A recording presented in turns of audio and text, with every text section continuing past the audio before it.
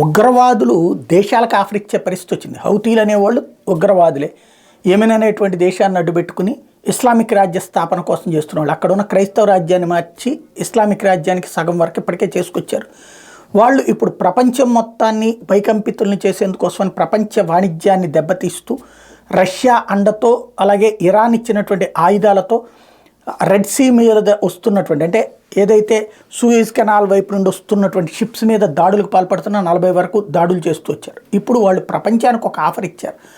ఏంటి అంటే ఇజ్రాయెల్ కాల్పుల విరమణకు సంబంధించిన చర్చలు జరుగుతున్నాయి కదా, ఏదో 40 మందిని హమాస్ తీవ్రవాదులు విడిచిపెట్టేటట్టు, వాళ్ళల్లో 400 మందిని ఇజ్రాయెల్ విడిచిపెట్టేటట్టు, దానికి బదులుగా రంజాన్ మాసంలో కాల్పుల విరమణ జరిగేటట్టు అన్నట్టుంది.